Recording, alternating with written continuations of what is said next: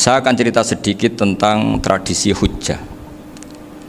Dulu lama itu kelihatannya sederhana, tapi kalau berargumentasi itu hebat. Tadi Gus Zofur menyebut kitab Mbah Hasyim itu mengharamkan kentong. Beliau masyhur itu punya kitab namanya Al-Jasus an Tahrimin Nakus. Intinya kentong itu haram. Secara dalil ini meyakinkan sekali, karena ketika Rasulullah rembukan sama sahabat, kita dengan apa memaklumatkan orang kalau waktu sholat masuk?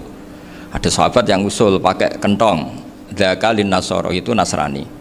Ya pakai buk itu semacam trompet besar, dzakalil Yahud. Kemudian ada yang usul kalau gitu api ya Rasulullah, dzakalil Majus.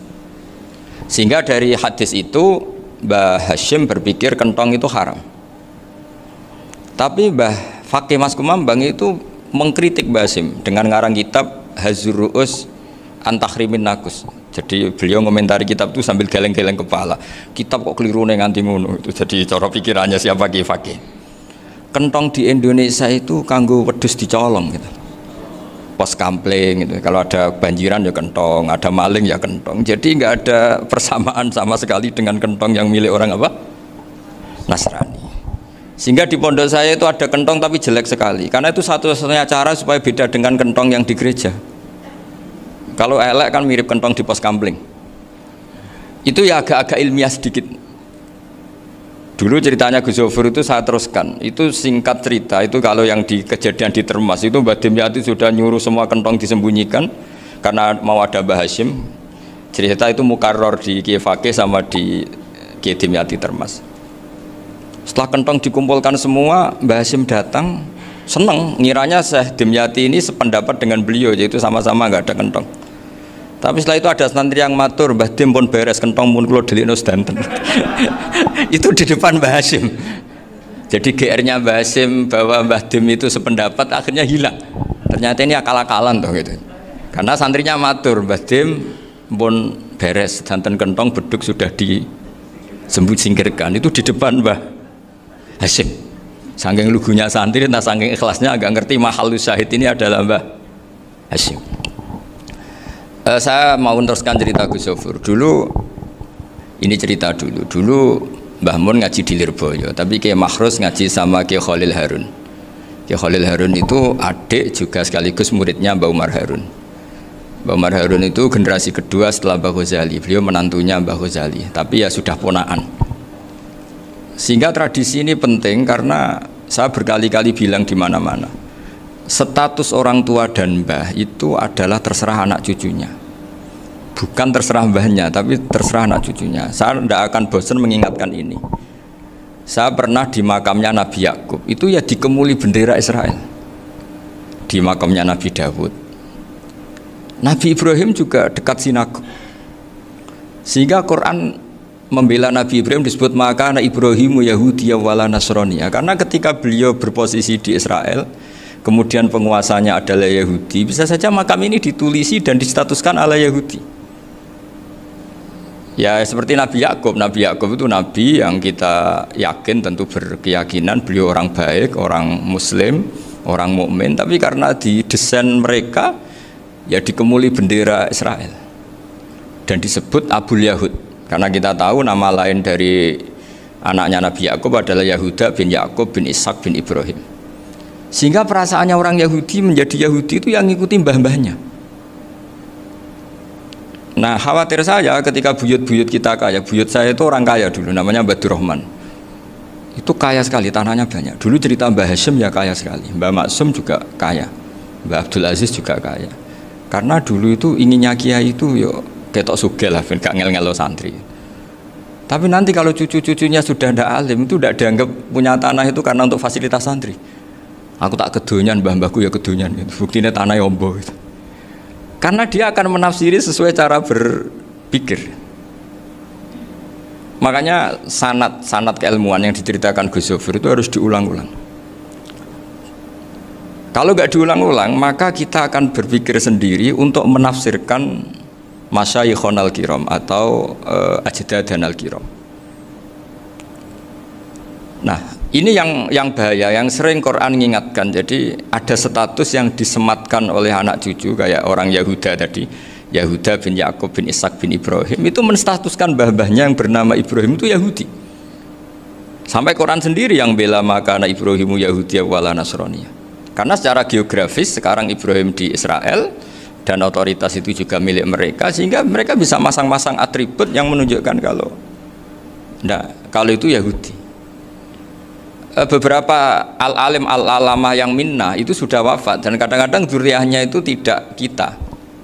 Kalau sekarang orang bahasakan kubu sebelah. Akhirnya ya nggak boleh dikholi, nggak boleh diziarah. Terus seakan-akan yaqtaduna bi ra'yi, seakan-akan mereka berpendapat dengan pendapat syekh ini, padahal enggak. Nah, sehingga tradisi ketersambungan sanad tadi, baik secara genetik atau secara asbab, itu harus terjaga. Saya beberapa kali banyaklah sering diceritain Mbah Mun. Dulu Mbah Munawir ini cerita ya, Mbah Munawir itu saking senenge kitab, ben santri ini so ngaji kitab itu kalau ada alumni Lirboyo, alim disuruh baca muin di sini itu Mbah Munawir ikut. Saking ingin tasjeknya, ingin ngajari santri bahwa ngapal Quran udah hafal tok, tapi yo paham. Dan penggalinya Mbah Munawir itu sampai klimaknya dulu Mbah Zaini itu nate nikah sama Nyai Komariah kalau nggak salah, binti Karim, binti Manap.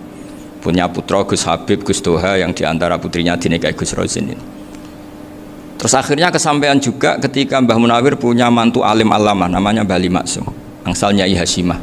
Sampai pondok Kramjak ma'ruf bil ilmi, terutama ilmu sorof dulu karena Mbah Maksum itu komplain, fa'ala ya fulu kok terus fa'lan ya, fa'ala ya fulu ya uf'ul gitu kan, masuk fi'il kok jejer isim gitu. Jadi dulu kata Mbah Mun itu ada persaingan ilmu sorof, sorofnya Mbah Maksum Ali Kuaron sama Mbah Ali Maksum Jogja. Jadi wali antok, yang satu Maksum Ali Kuaron, yang satu Ali Maksum. Ya itu dulu saingan ngarang sorof. Nah ini yang menang siapa? Ya terserah duriannya. Kalau duriannya keren ya menang karena terserah yang kampanye. Saya bayangkan adekan Mbah Zubair tidak punya anak sealim Mbah Mun, mungkin kalau Mbah Zubair juga tidak sewow kalau punya putra Mbah Mun, karena saya berkali-kali bilang kalau dalam syair Arab itu kama takarroma, kadang dilafatkan kama tasyarrofa bi Muhammadin adnanu. Orang berpikir Adnan itu siapa? Itu karena ada Nabi Muhammad SAW. Orang mencari-cari Mbah Mun itu mencari Mbah Zubair karena ada Mbah Mun. Orang mencari Mbah Dahlan karena ada Mbah Zubair. Wong kok alime ngono iku bapake sapa? Wong kok alime ngono iku putune sapa? Tapi kalau kita ini sudah ndak alim, ini orang sudah nggak tertarik nyari-nyari leluhurnya karena dianggap selesai. Jadi yang dengan tanda kutip yang menghabisi mbah-mbahnya itu ya mesti cucunya itu. Ini mau ngamuk, mau peringatan, tapi ini juga peringatan pada diri saya sendiri. Jadi sehingga dzurriyyah ini penting. Kenapa para nabi mesti donga dzurriyyatan thayyibah? Kenapa selalu berpikir tentang dzurriyyah? Wa ja'alaha kalimatam baqiyatan fi aqibi. Karena dzurriyyah ini yang nanti bisa menstatuskan leluhurnya. Seperti tadi cerita Mas Maftuh ini, tak puji betul, saya hari ini tidak ingin gojlok supaya kewalian saya tidak tergerus oleh kedoliman. Saya pernah diceritain Gus Zofur, juga sering baca buku tentang Mbah Maksum. Dulu Mbah Maksum kalau wasiat kembali ya gitu, kamu harus NU dan harus mempertahankan NU, tapi tidak dengan cara membenci Muhammadiyah. Dulu Mbah Mun juga sering cerita, dulu Mbah Hashim itu ngaji Syekh Mahfud. Nah, Mbah Ahmad Dahlan dulu namanya Darwis sering ngaji sama Syekh Khotib Minangkabau. Zaman itu Syekh Khotib sudah modern, sudah ikut gerakan Abdu, gerakan Almanar. Sehingga bawaannya Mbah Ahmad Dahlan ini agak agresif. Yang Mbah Hashim karena hanya mulazim di Syekh Mahfud, hanya sesekali ngaji Syekh Khotib, beliau lebih seperti itu. Dan dua beliau ini sama-sama pernah ngaji Mbah Soleh Darat di Semarang, Mbah Hashim sama Mbah Ahmad Dahlan yang dulu namanya Darwis. Jadi ini masih min minuskatin wahidah mimam bain wahid. Sehingga kita tidak kaget ketika Mbah Ali Maksum mengomentari Muhammadiyah itu masih ahli sunnah wal jamaah. Makanya nanti terakhir saya baca kitabnya Mbah Ali dan sering saya pelajari. Andai kan kita ini sepakat dengan ilmu, ya kita tahulah kalau Abu Hanifah itu tidak kunut, Imam Syafi'i kunut, berarti kunut itu mazhabnya Abu Hanifah, bukan mazhabnya Mbah Ahmad Dahlan. Apa ndak kunut itu mazhabnya Abu Hanifah, bukan mazhabnya Mbah Ahmad Dahlan. Kita kunut itu mazhabnya Imam Syafi'i, bukan mazhabnya Mbah Hashim. Ini semuanya masih dalam bingkai ilmu. Adzan qabla subhi juga riwayatnya jelas. Tidak adzan ya sudah perilaku kita sudah jelas. Dulu Mbah Mun sering didik kita gitu. Saya sering dengar cerita kalau dulu Pak Arif Fakhruddin begitu hormat sama Mbah Ali, apalagi dzurriahnya Mbah Azhar Basir, karena beliau dulu do ngaji di Termas. Dulu itu nggak ada masalah karena semuanya dianalisis pakai ilmu. Tapi sekarang pakai identitas, yang unut tuh NU, yang nggak unut Muhammadiyah. Berarti Abu Hanifah itu Muhammadiyah, Imam Syafi'i itu NU. Berarti Imam Syafi'i itu ya anak buahnya Ki Miftahul Ahyar kira-kira gitu kan anak buahnya Pak Said Akil. Kan terus jadi repot. Dulu kita ini pengagum ilmu, bukan pengagum perbedaan. Sehingga di sini yang saya kagum dari sekian ceritanya Mbah Ali Maksum, supaya kitab ini to the point, supaya nggak lama-lama karena waktunya juga.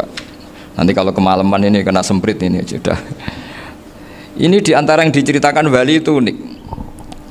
Imam Syafi'i itu sering tawassul, sering wasilah sama siapa itu? Abu Hanifah. Ini sudah tak petakan, saya baca yang sensitif lah, so yang ini ya, Ziyar al-Babus Samin, terus sebentar ini yang bab tawassul.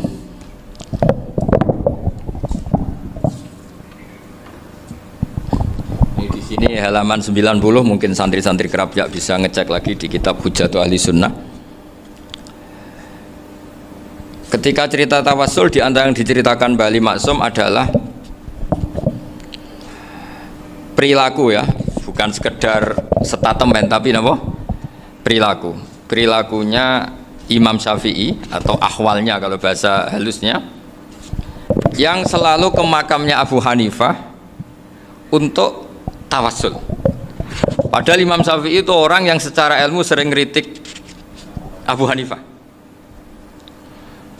Jadi ini saya baca ini di halaman 100, jadi tawassul mulai halaman 9 berapa ini sampai halaman ini yang qala sami'tu Syafi'iyya yaqul inni la atabarraku bi Abi Hanifah wa aji'u ila qabri fi kulli yaumin zairan fa idza uridat li hajatun shallaitu rak'atain, halaman 100, waji'tu wa sa'altu wa ta'ala al hajat indahu fama tab'udu anni hatta tuqda.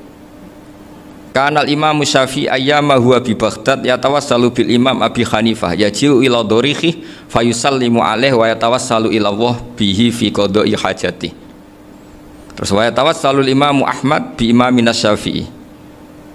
Jadi di antara yang diceritakan Mbah Ali Maksum itu betapa Imam Syafi'i yang terkenal sering mengkritik Abu Hanifah dalam tatanan fikih karena beliau tidak percaya ada istihsan. Abu Hanifah berpendapat adanya istihsan, dan kita tahu lah ikhtilafu Syafi'i wa Abu Hanifah itu besar sekali. Tapi beliau itu tahu Abu Hanifah itu orang yang sangat soleh. Abu Hanifah itu kalau ketemu sama orang yang utang beliau itu yang lari bukan yang utang Abu Hanifah, karena takut orangnya itu izin. Jadi kalau ketemu yang utang di jalan itu yang sembunyi itu Abu Hanifah. Kenapa engkau sembunyi? Ada yang utang saya lewat, nanti orangnya malu. Jadi setingkat Robi'ah Adawiyah itu beliau di rumah ada maling itu sembunyi. Ditanya kenapa engkau sembunyi? Malu, gak ada yang dimaling. Malu sama malingnya karena serumah itu gak ada barang yang layak dicolong gitu. Itu Robi'ah dia sembunyi. Itu yang bisa niru itu Abu Hanifah. Jadi wali-wali besar ini ternyata saling menghormati dan saling tawassul. Nah saya berharap tawassul ini bukan sekedar perilaku sosial, tapi memang ada sanatnya. Sehingga terus diceritakan Bali di sini dulu istaqa Umar bil Abbas. Kata siapa tawassul harus dengan Rasulullah SAW? Dulu istaqa Umar bil Abbas. Sayyidina Umar itu tawassul istisqa dengan Sayyid Abbas. Padahal kita tahu Sayyid Abbas ini tidak nabi. Terus beliau cerita sampai Imam Syafi'i tawassul sama Abi Hanifah. Sehingga nggak ada perdebatan, itu kan Umar. Kalau Umar kan ada jaminan boleh diikuti karena beliau sahabat. Bali cerita tentang Imam Syafi'i yang tawassul dengan Abu Hanifah. Seargumentatif itu. Sehingga ada cerita dalam sebuah tafsir. Ya saya ulang lagi, ada cerita di sebuah tafsir. Kenapa Nabi Musa ditanya Allah, wa matilka biyaminika ya Musa? Ma'ana wa ta'ala a'lam, tentu Allah sangat tahu yang dibawa Musa itu apa. Karena Allah tahu Nabi Musa itu grogi. Orang dipanggil Wali Maksum pasti grogi, santri dipanggil Mbah Mun pasti grogi. Kenangan saya setiap dipanggil Mbah Mun ya mesti tanya yang ringan-ringan, wis sarapan ha. Arung sarapan ya sarapan. Pas sarapan ya kan tanduk mangan sing enak, wong santri ora tau mangan enak. Ya enggak pernah ngomong yang penting, ngendikan yang penting. Nah, karena Nabi Musa ini grogi, ini sebagian tafsir. Itu ditanya yang ringan, "Sakowe iku nggawa apa?" Karena pertanyaannya ringan, Nabi Musa juga ringan. Ya Nabi Musa itu sampai lali, iku pangeran sing ya'lamu sirra wa akhfa. Diterangno. Niki tongkat Gusti. Gunane kathah Gusti tongkat iki. Qala ya aso ya atawakkau 'alaiha wa ahusyu biha 'ala ghanami wa liya fiha ma'arifu ukhra. Oh, tongkat Gusti niki penting Gusti. Nggih nak. Nggih macam-macam lah Gusti. Atawakkau 'alaiha wa ahusyu biha 'ala ghanami kangge menghalokan. Masih terangno terakhir dan yang lain-lain Gusti. Wa liya fiha ma'arifu ukhra. Sehingga akhirnya rileks karena Nabi Musa terus ngerti ternyata ketemu pangeran itu gak seserem yang saya bayangkan gitu. Pertanyaannya ringan itu ada ilmunya. Tapi cerita ini yang versi tafsir ini tidak yang seperti di Manaqibul Ghazali. Di beberapa kitab tentang Manaqibul Ghazali diceritakan di alam roh Nabi Muhammad SAW itu yubahi bi ummati, saking yubahinya sampai ngendikan ulama ummati ke anbiya Bani Israel. Ulama umatku itu pinternya atau statusnya itu mirip-mirip lah. Kaf itu ya mirip-mirip lah, mirip-mirip kayak ulamanya nabinya Bani Israel. Akhirnya Nabi Musa itu tersinggung sekali, bagaimana mungkin ulama disamakan dengan apa? Nabi. Sehebat-hebatnya ulama itu kan tidak akan yabluhu darajatan nubuwah atau yartaqi la darajatin nubuwah. Itu akhirnya ya kalau kamu nggak percaya panggil yang dipanggil Imam Ghazali. Ya Nabi Muhammad juga nggak mau kalah gitu. Kalau manggil ulama RT ya kalah keok gitu. Akhirnya Imam Ghazali datang, ditanya sama Musa, "Mas muka, nama kamu siapa?" "Ana Muhammad bin Muhammad Al-Ghazali At-Tusi Asy-Syafi'i." Itu disebut panjang. Terus Nabi Musa guyu-guyu. "Kamu lama kok ngomong yang nggak penting, ditanya namanya kok penjelasannya sepanjang itu, dianggap itu satu kesalahan. Masa tanyanya nama kok ditanya jawabnya Muhammad bin Muhammad Al-Ghazali At-Tusi Asy-Syafi'i, kepanjangan itu." Ketika Nabi Musa agak mencibir, agak gimana itu, terus jadi Imam Ghazali, "Kalau ini masalah, lebih masalah jenengan." "Apa itu?" "Yang tanya jenengan tuh Allah ya alamu sirra wa akhfa, dan Allah hanya tanya wa ma tilka biyaminika ya Musa." Harusnya jenengan jawab aso ya titik, bukan kepanjangan. Atawakkau 'alaiha wa asyubiha itu kepanjangan. Allah tanya yang di bawah kamu itu apa? Yang di tangan kamu. Harusnya jawabnya hanya aso ya. Tapi kenapa penjelasannya sepanjang itu? Sampai terakhir waliya fiha ma'aribu ukhra. Terus pinter tenan kayak gitu. Terus Nabi Musa terus bilang, "Ya pinter tenan aja gitu." Padahal kita tidak pernah GR seperti itu kan, kebetulan Imam Ghazali gitu. Kalau yang lain mungkin ya keok lah kira-kira gitu. Tapi ini cerita dalam khazanah keilmuan. Bener yang dikatakan Gus Zofur. Saya termasuk orang yang pernah mondok Lirboyo Pasanan. Jadi setelah saya disuruh nemani Gus Kamil, tahun berikutnya Gus jenengan disuruh. Pokoknya anakku mbah sak wulan lah kudu tahu mondok Lirboyo. Piye aku tahu ngaji Mbah Karim. Terus yang disuruh mbaturi Gus Kamil itu saya. Jadi saya pernah 1 bulan tuh di Lirboyo. Karena saya ini santri beling ya, kontraknya pokoknya penting ziarah Mbah Karim. Biasanya nggak pernah ngaji, ya, pokoknya gerbar ngisa. Ziarah ya sudah. Ngaji subuh ingat saya sama Gus Imam. Itu dari 17 hari ingat saya ngaji 2 kali. Tapi kalau ziarah ke Mbah Karim sudah lupa jumlahnya karena memang kontraknya disuruh ziarah. Sampai seperti itu. Dan saking senengnya bangun sama Mbah Karim saya masih ingat. Ngamplopi salam tempel itu masih ingat untuk Gus Anwar, untuk Gus Imam, untuk Gus Kafabi, termasuk untuk Gus Maksum. Itu malam-malam saya dijak ngamplopin. Zaman itu saya masih ingat selawewu. Zaman itu kos 1 bulan itu 13.000. Jadi kira-kira kalau 25.000 itu untuk kos 2 bulan. Jadi saya krusnya itu pakai kos. Saya masih ingat Mondok Sarang itu kos 1 bulan 13.000. Berarti kira-kira 500.000 itu di amplopin sendiri sama Bang. Ini untuk Gus War, ini untuk Gus Imam, ini untuk Gus. Padahal Gus Imam ini mondoknya sudah di Mbah Mun. Itu Mbah Mun hormatnya sampai untuk jatah salam template. Nah yang ribet kebalikannya, kita pulang Gus Imam karena melihat Gus Kamil ini putrane Mbah Mun, Gus Kamil disangoni. Saya juga disangoni karena Gus Imam dulu ngaji juga sama Pak D saya, sama keluarga saya. Itu kata Gus Kamil setelah keluar, mau gak muni gua abal ya boten, berarti gua aku. Karena ini penting, ini kalau sampai dianggap tukar guling ribet nih. Jadi ditakwil sendirilah, mau gak muni gua abal ya boten, yes berarti halal. Tapi sama Mbah Mun ya ditanyanya bukan apa, karena untuk meneruskan tradisi bahwa kalau kiai ketemu itu ya saling memberi hadiah, saling itu sudah faqaddimu baina yadayna najwakum apa shadaqah. Sehingga ketika Kapya ini punya Bali Maksum alim alama, kemudian melahirkan murid-murid yang juga ibar, kayak Mbak Warsun bisa ngarang apa Kamus Al Munawwir, Pak Bik juga punya karangan Kamus Al Muasir. Saya itu punya semua. Karena ini adalah buah dari bahwa kita ini tidak kalah sama produk-produk yang di sana. Bahwa produk di kita ini sudah cukup untuk mengantarkan orang menjadi alim alama. Dulu Mbak Zubair ke Mekah ya sudah alim alama. Gus Zufur ke Al-Azhar sudah alim semua. Teman-teman kita ke Mekah itu sudah alim semua. Padahal produk mondoknya ya tadi mau digojlok kiai ini, terus mangkel be keamanan biasanya itu. Biasanya musuh besar pondok itu keamanan. Jadi ya bukan berarti gojlok ibunya Gus Maftuh, enggak. Biasanya keamanan itu musuhnya apa? Banyak. Itu tradisi keilmuan itu harus dijaga dengan hujjah dan dengan tadwin, dengan pembukuan. Saya punya sekian cerita ya, misalnya dulu kita mungkin iskal itu janggal, kenapa sih orang Islam tukaran sama orang Islam itu? Sehingga diantara doa Nabi yang enggak dikabulkan Allah, enggak boleh dikabulkan sama Allah, enggak boleh, bukan berarti enggak mustajab. Redaksinya famana aniha, memang enggak boleh, redaksinya bukan falam yastajib lahu tapi famana aniha. Di Al-Marrah As-Salisa ini Nabi dilarang, yaitu melarang umat Islam itu jangan sampai tukaran sama umat Islam sendiri. Itu kata Allah, ya tidak bisa kata Allah, kalau itu tidak saya kabulkan. Itu dulu guru-guru kita nyontohkan sederhana. Kira-kira kalau saya tukaran wek Gus Zofur, Mbah Mun luwih ikhlas timbang ditukari wong liya. Nek ana kakak ditabuk adik, wong tua luwih ikhlas timbang ditabuk tangga. Barokahnya membaca kita lebih mentoleransi. Kalau ada Mbah Hashim dikritik Mbah Fakih Mas Kumambang, kita ikhlas itu. Tidak dikritik guru PAUD, itu kan.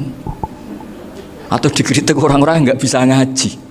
Artinya ternyata keliru kita bilang kiai kok tukaran, justru bagus kiai tukaran dibanding kiai dikritik guru PAUD atau dikritik orang-orang yang nggak bisa baca kitab.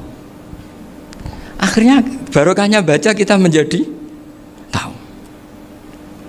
Dulu Mbah Mun sering cerita, ini masih cerita silsilah ya. Jadi Mbah Ali Maksum tadi kita tahu di antara guru besarnya Mbah Ali Maksum tentu Mbah Mahfud Termas. Beliau adalah adik dari Kiai Mahfud Termas. Mbah Dimyati ini adik Kiai Mahfud Termas. Itu punya saudara namanya Abdur Razak, juga punya saudara namanya Dahlan, itu yang membawa Thariqah Syadiliyah di Solo Raya yang sekarang alhamdulillah diteruskan Gus Wafi. Dulu di antara pesannya Mbah Mun ke saya, hak Wafi kandani kon ziarah ning Mbah Dimyati. Mergo Thariqah Syadiliyah dulu itu yang bawa keluarganya Mbah Dimyati. Jadi semuanya ini masih dzurriyyatan ba'duha min ba'd. Nah pesan saya karena tadi Mbah Munawwir yang termasuk orang pertama yang bawa Quran, bawa qiraah sab'ah. Kenapa saya bilang termasuk? Karena kalau bilang paling pertama ini nanti butuh data. Dan itu agak kerepotan. Nah, tapi yang jelas mimman istahara lah. Mimman istahara yang membawa sab'ah ke sini itu adalah Mbah Munawwir. Terus beliau ngajarkan diantaranya ke Mbak Arwani, pakai kitab Satibi, pakai kitab Nazmus Satibi. Terus Nazmus Satibi itu diteruskan oleh Mbak Arwani, ditulis. Yang nulis dulu Mbak Dola Salam, bapak saya itu murid Mbak Dola. Dulu Mbak Dola sebelum ke Mbak Arwani ngaji sama Ki Said di Sampang. Bapak saya sebelum ngaji di Mbak Dola sudah hafal Quran lewat buyut saya sendiri namanya Ki Zubaidi. Yang Ki Zubaidi akhirnya jadi menantunya Mbak Ahmad Su'eb. Jadi buyut saya kandung ini namanya Sofia, itu asal keluarga Lasem, yang adiknya Sofia ini punya adik Badiah yang jadi ibunya Ki Sahal. Terus Ki Sahal punya Mbak Yu namanya Muzayanah, punya di garwa Ki Mansur punya anak Gus Qayyum. Jadi dulu ibu saya, ibunya Gus Zofur, ibunya Pak Maftuh itu semuanya di Lasem. Karena saya dari keluarga Gen ya Lasem, dari keluarga sanad guru ya Lasem. Tapi Lasem Bahdawi itu dulu ngajinya di Mbah Umar Harun di Sarang. Mbah Umar Harun ini menangi Sayyid Ahmad Zaini Dahlan. Sayyid Zaini Ahmad Zaini Dahlan ini punya cucu keempat yang hidup di Sedan, terus makamnya di Lasem, namanya Habib Haidar, itu yang nulis biografinya Mbah Maksum. Mbah Maksum bukan Bali, biografinya Mbah Maksum itu ditulis oleh Habib Haidar, namanya Haidar bin Hasan bin Sodaqoh bin Ahmad Zaini Tahlan. Nah, Habib Haidar ini menantunya Sayyid Hamzah Sato. Hamzah Sato itu Hamzah bin Abdullah bin Umar, itu kakaknya Sayyid Abi Bakar Sato, Sohibul I'anah. Nah, Sayyid Umar ini yang dulu ngajari mbahnya Mbah Mun namanya Ahmad bin Su'aib. Nah, di antara ajarannya adalah baca kitab-kitab kecil yang bisa dihafal. Dibawalah ke sarang jadi metode muhafadzah. Tapi kemudian lama-lama oleh pondok itu jadi syarat kenaikan kelas. Dulu nggak ada muhafadzah untuk kenaikan kelas ya, supaya orang alim itu harus hafal. Lama-lama dipakai syarat untuk muhafadzah. Jadi semua ini sanad harus kita ingat supaya kita bisa menjaga tradisi. Termasuk tradisi ini kiai seneng jagungan, terus ngomong ra penting gitu. Itu juga sanad. Setahu saya Mbah Mun itu kalau ketemu bapak ya guyon terus. Saya punya kenangan tuh yang dulu agak iskal tuh begini. Ada isu lah, entah isu entah hoax entah apa, ada kaji itu agak beling itu, pokoknya beling lah gitu. Seneng siapa itu, rondo lah apa itu. Pokoknya beling gitu. Ketika Mbah Mun dilaporin tamu kalau kaji itu beling sama rondo itu, Mbah Mun tanyanya lucu. Lu ayu no cung, wayu banget Mbah. Wayu. Itu bapak juga bakas ayu nih. Dulu saya sekali ini kiai kok bakas wong ayu, bakas bodine barang lah kira-kira gitu. Tapi setelah saya tambah alim, tambah ngerti itu, kata bapak gini, ya abek bakas ayu hak timbang iya, no malah kozaf. Ternyata seni. Sekali Mbah Mun atau bapak bilang, kaji kok zino kaji, maka larinya ke kozaf. Maka menghindari bahasa menuduh, ngomong yang nggak penting. Loh ayu no. Jadi kiai dulu tuh orang sok suci tapi menghindari hal-hal yang jadi punya seni untuk ngelola kehidupan. Orang bermalam-malam jagungan sama teman asik itu kan perlawanan terhadap nafsu kita, syahwat kita untuk mungkin nikmati dugem di bar atau di tempat-tempat maksiat. Itu setan di Indonesia tuh kakuati sama Kiai Jawa. Orang supaya tidak tertarik maksiat itu tuh Kiai Jawa cukup ketemu kancane masak terong guyon, gejol-gejolokan zaman mondok, sewengi lulus sangka maksiat. Bar wis tutup. Perlawanannya sederhana, nggak pakai tahajud, nggak pakai wiridan, karena Kiai Jawa juga koyoknya rapati potongan ahli ibadah gitu, jagungan gitu. Jadi setahu saya itu pernah lihat Bali itu sekali ketika beliau ngisi ceramah di Mbah Hamid Bedowi, sama masih kecil diajak bapak. Dulu kalau bapak ngelihat Bali sama Mbah Hamid itu mesti nangis, karena dua orang alim bertemu. Yang akhirnya ya bisanan itu Mbah Hamid punya anak Gus Nasih, di sini ada Mbah Nafisa, terus jadi Mbak Salih Hindun itu. Jadi dulu tuh ya guyon terus ketika ketemu. Itu yang sering bodoni Mbah Hamid itu ya Ki Bisri. Ki Bisri itu kalau datang ke Ki Hamid Pasuruan, nak wali tenan aku teko ditata nomangan. Jadi ukurannya ya. Ternyata sampai sana dikei mangan tenan. Masih belum mengakui, kan nak wali tenan aku kiai rung di mobil, dongakno aku di mobil. Sudah kalah satu seri itu masih gak terima. Lalu itu Mbah Hamid akhirnya berdoa, ayo monggo, mungkin-mungkin Ki Bisri gak ada mobil. Itu setelah didoain masih tanya, mereknya apa merek? Jadi itu Mbah Hamid jawab, ya paling Holden itu, paling Holden. Itu nyari mobil itu ya adalah dapatnya Holden. Suatu saat Mbah Bisri ditudang Mbah Hamid gak dikasih pisaro, karena utangnya sudah banyak Mbah Hamid, Mbah Bisri ini utang doa tadi. Itu ya gak dikasih besar ya gak mau kesang apa-apa kelambimu kayak aku. Didol sama muhibbinya Mbah Hamid. Itu harganya melebihi jatah bisaroh. Ketemu Mbah Hamid.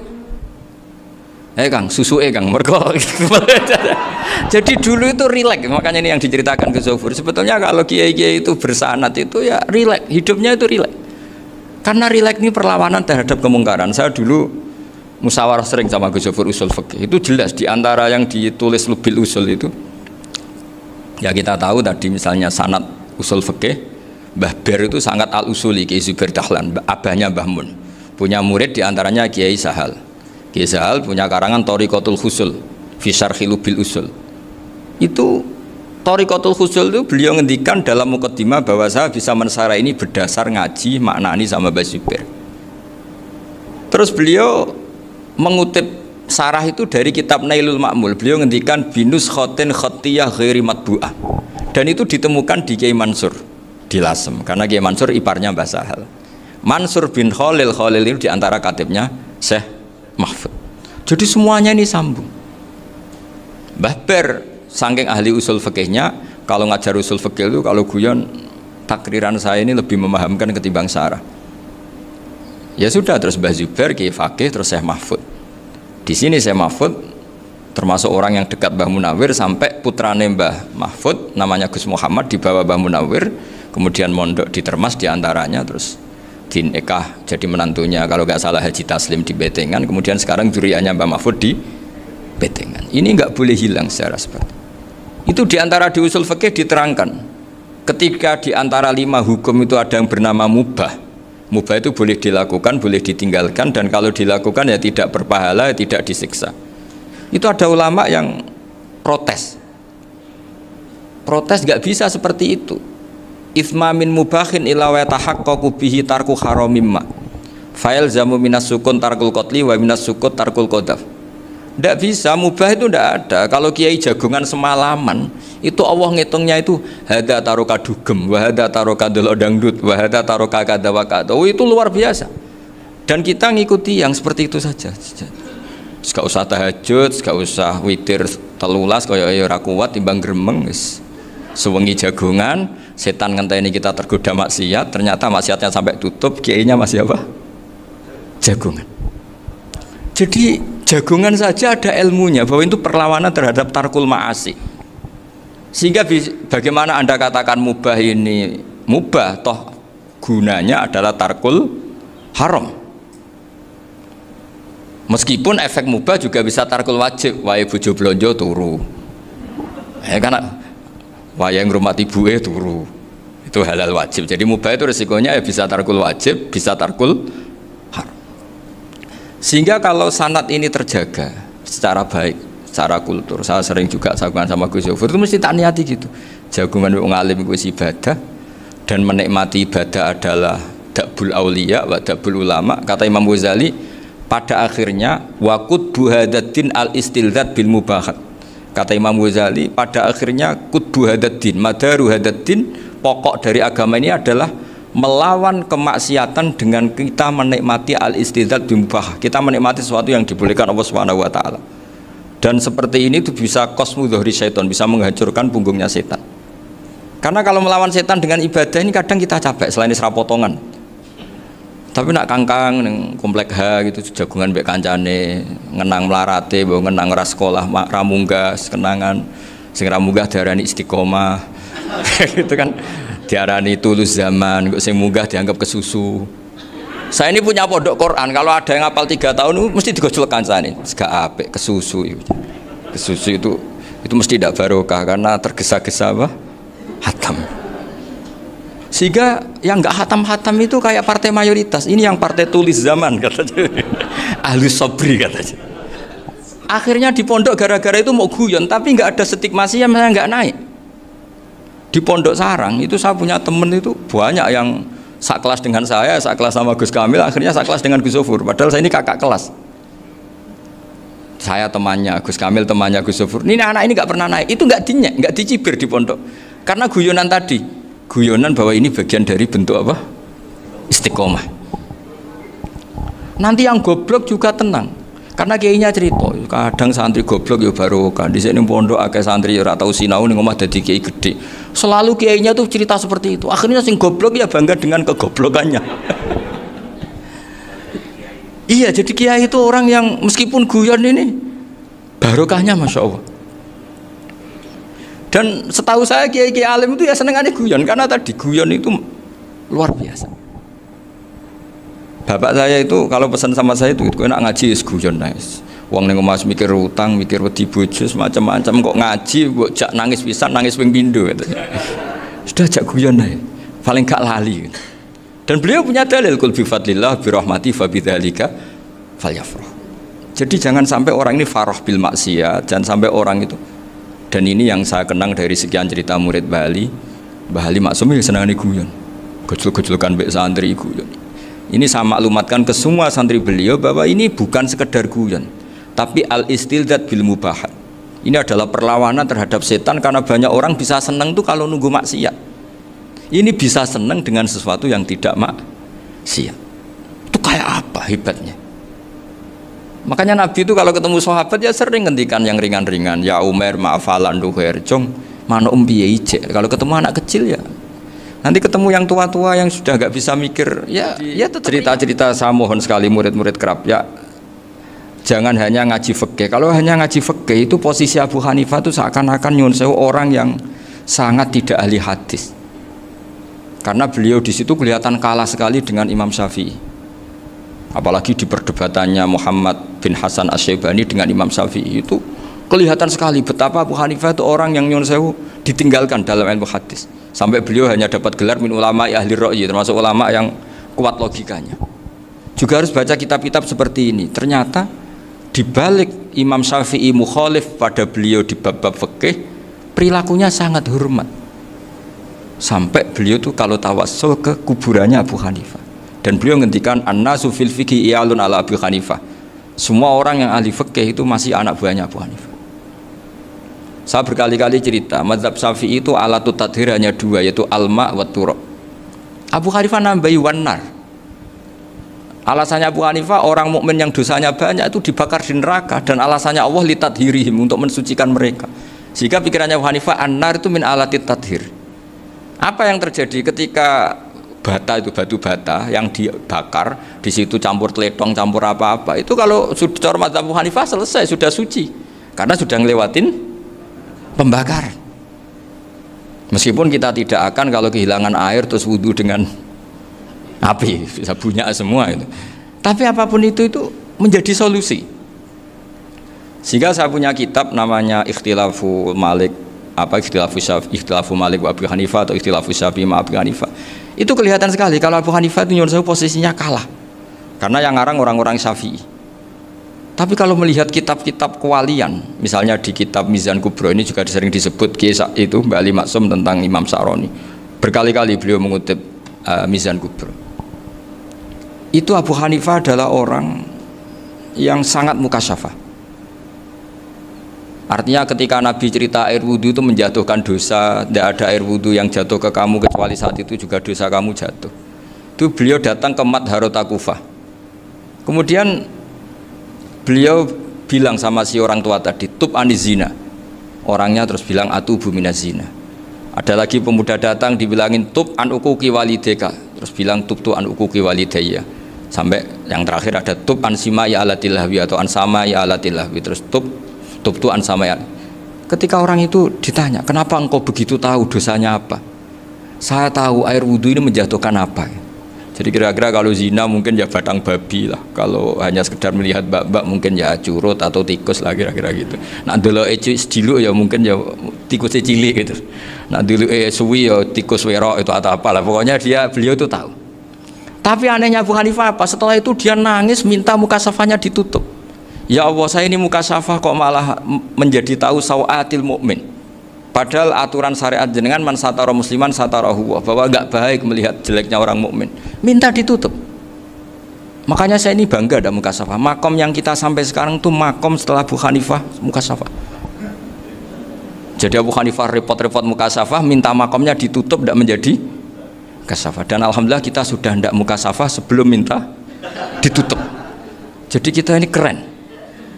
Keren karena aturannya itu man satara musliman satara huwa, yang tidak tahu aibnya orang muslim maka Allah akan nutupi aibnya di akhirat. Dan kita alhamdulillah barokahnya tidak mukasafah, tidak ngerti aibnya orang mukmin. Jadi kita harus pakai patokan ilmu. Saya ulang lagi, kita harus pakai patokan. Makanya saya tahu betul ketika Kiai Hamid Pasuruan, beliau dulu ngaji Jamul Jame, ngaji Juman, Bali Maksum di sana sama Gus Habib, sama Gus Muhammad bin Mahfud, termasuk mbah saya kandung dulu Kiai Sidik, mbah saya yang dari itu juga ngaji di Termas. Bapak saya dulu Kiai Nur Salim ngaji di Buyut Baiti. Dulu itu kawin juga sederhana, kayak cerita Gus Zofur. Jadi bapak saya kandung itu Kiai Nur Salim itu ngaji di Mbah Baiti. Mbah Baiti itu adik kandungnya buyutnya saya dari ibu. Nah Mbah Baiti itu teman akrabnya mbah saya namanya Kiai Nur Sam, Mbah Nur Sam. Singkat cerita terus Nur ke Jorabi narata-rabekno itu. Setelah bapak saya ke Badullah mau ditawarin jadi mantu, kata bapak saya kula pun dipek mantu Mbah Baiti. Akhirnya dapat ibu saya itu. Karena ibu saya itu cucu Mbah Bedi, cucu lambung. Jadi mbahnya ibu saya itu Mbak Yunya Mbah Bedi. Namanya Mbak Sofia tadi yang dapat Mbak Idris itu, yang Mbak Idris ini bin Umar. Ya Mbak Umar yang mbahnya Mbah Hamid itu, Hamid bin Abdul bin Umar. Kalau bahasa itu Fatimah binti Idris bin Umar. Dulu kecilnya Mbak Idris namanya Abdul Khalik. Kalau kecilnya Mbah Hamid namanya Abdul Mukti. Kalau kecilnya Mbah Maksum namanya Muhammadin kalau nggak salah. Dulu itu orang dulu itu namanya dua-dua karena diganti ketika musim apa? Haji. Jadi ini terjaga. Sehingga tidak ada ceritanya kiai-kiai yang jagongan kemudian santrinya itu yang agak-agak khawarit lah. Kiai kok sungi-sungi jagongan, gak tahajud, gak duha, itu tidak ada seperti. Karena ini dianggap fi'lul mubahat untuk melawan mungkarat. Jadi sehingga di kitab Ihya diterangkan, kamu jangan ngira orang-orang soleh ketika jagungan itu min ahlil bitolah wa takasul, itu orang-orang yang pemalas, itu enggak.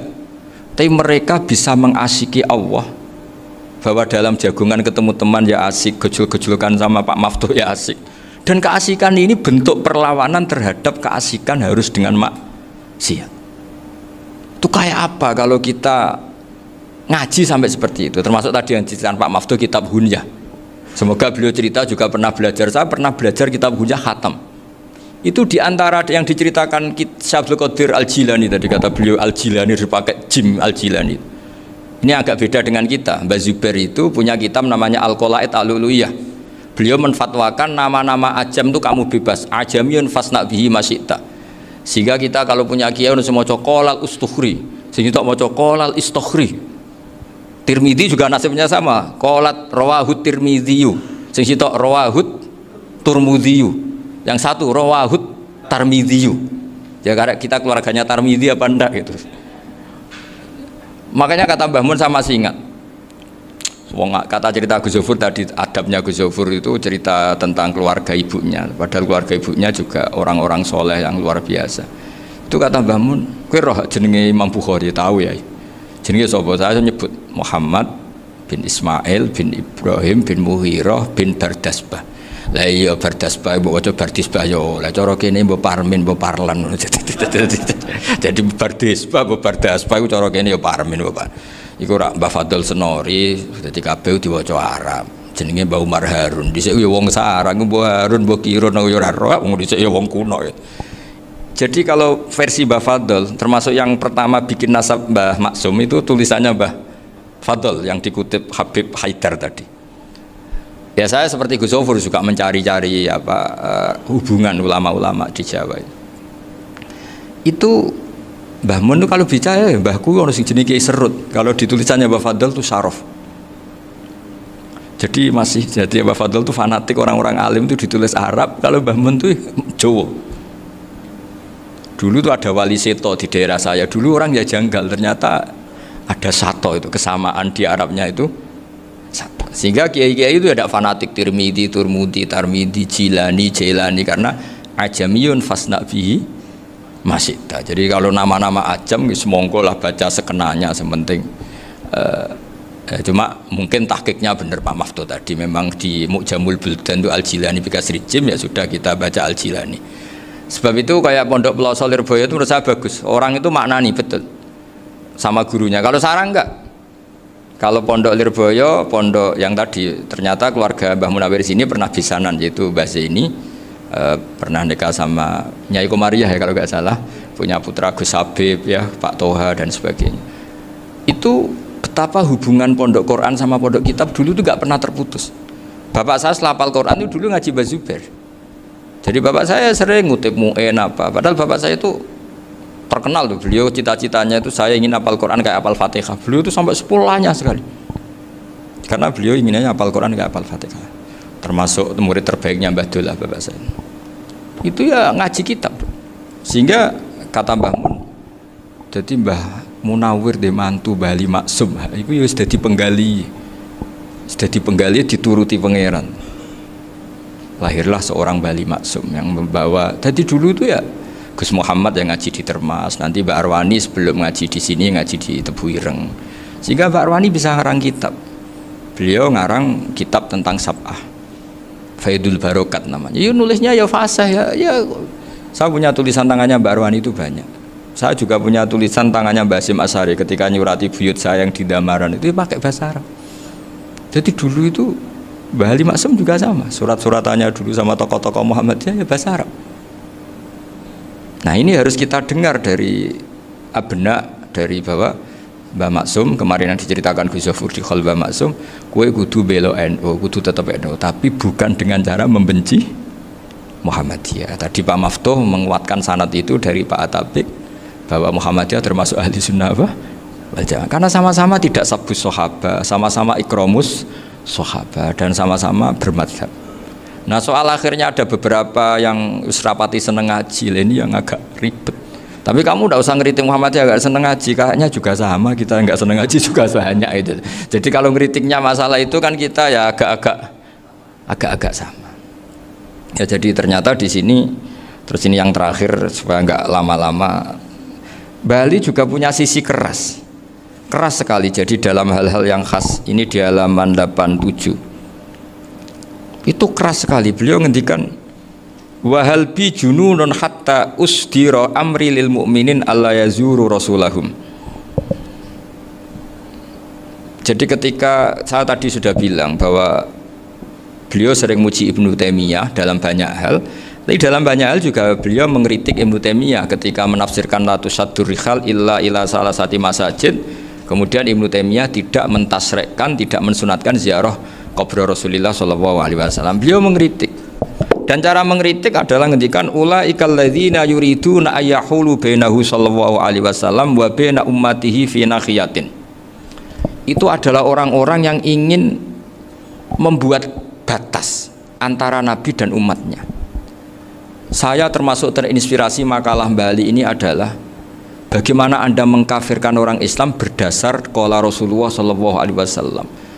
Wan nabiyyu asyaddun nasi syafaqatan li ummati. Wan nabiyyu akhrasun nas, orang yang paling serius supaya umatnya ini selamat. Kemudian Anda dengan hadisnya Nabi mentafrik bainahu wa baina ummati berdasar dawuh Kanjeng Nabi.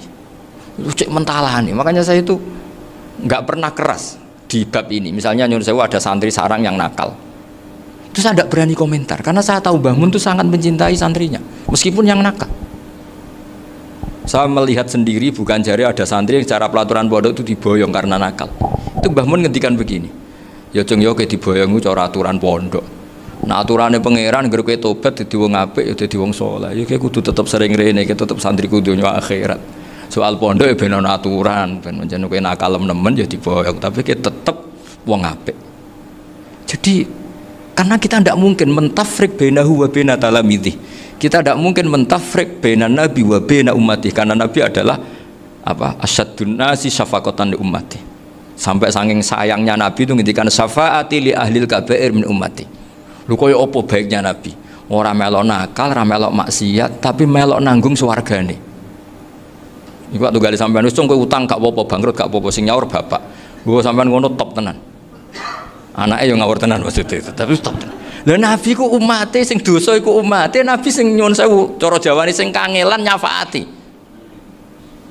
Karena nabi gak boleh dipisahkan dengan umatnya. Makanya kata Bali Maksum ulaikal ladzina yuriduna ayyahulu bainan nabi wa baina ummati. Itu mereka adalah orang yang ingin memisahkan nabi dengan umatnya. Masa kita ngafirkan umatnya Nabi berdasar dawai Nabi? Itu kan sama, saya benci santri Anwar berdasar dawai Mbah Mun, padahal orang tahu semua begitu sayangnya Mbah Mun terhadap santrinya.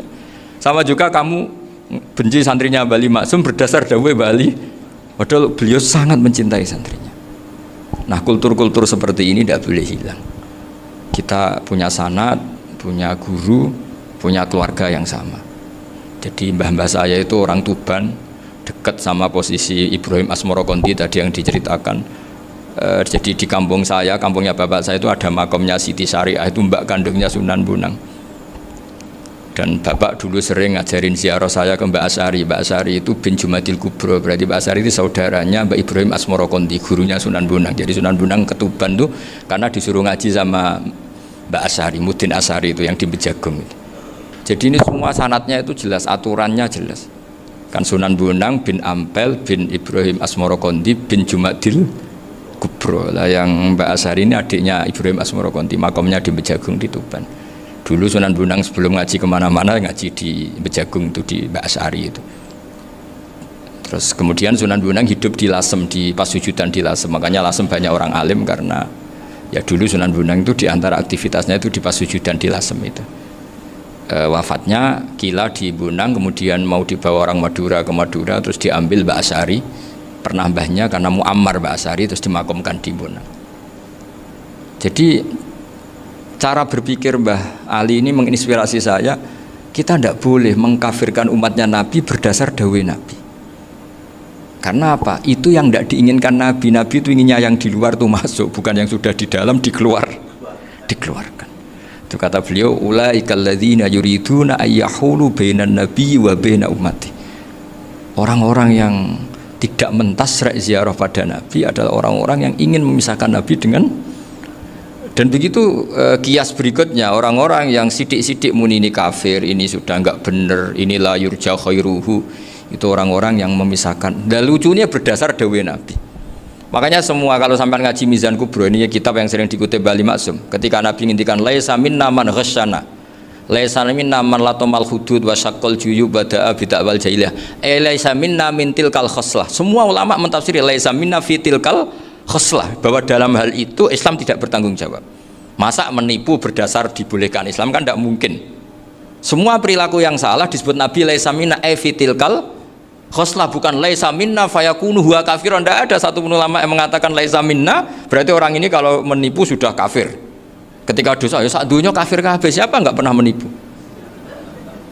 Sekedar pernah. Siapa enggak sering menipu bahkan? Hobi kadang ya rezekinya dari nipu. Lah itu kalau betul maknanya laisa minna terus kafir, semua orang di dunia kafir. Karena siapa sih yang selain Nabi yang enggak, selain Nabi kan enggak mungkin apa? Maksum. Belum lagi menurut teori usul fikih ada nipu yang wajib. Ya kan, misalnya kita orang baik ketemu orang dolim yang memburu perempuan mau diperkosa terus bersembunyi yang kita tahu, kita wajib nipu apa wajib jujur? Ketika orang dolim tanya, perempuan tadi kemana? Wajib nipu apa wajib jujur? Wajib nipu, karena kalau kita jujur berarti memberi peluang orang dolim menemukan buruannya. Jadi betapa alimnya. Dan ketika kitab Mizan Sa'roni dipakai Bali, dipakai Mbah Mun, saya pernah ngaji Mbah Mun, terus kita tahu maknanya laisa minna fi tilkal khoslah. Sehingga kita tidak mengatakan laisa minna dengan terjemahan letterlek tidak termasuk umatku. Kita tidak akan menambahi fakta frek fayakunu kafirun, tidak akan selamanya. Karena maknanya laisa minna fi tilkal khoslah. Kenapa kita selalu begitu? Karena nggak mungkin kita memisahkan umatnya Nabi dengan kanjeng Nabi berdasar dawuh kanjeng Nabi. Karena Nabi adalah berstatus bil mu'minina raufur rahim. Ya terus ini mohon maaf sekali ini yang saya bisa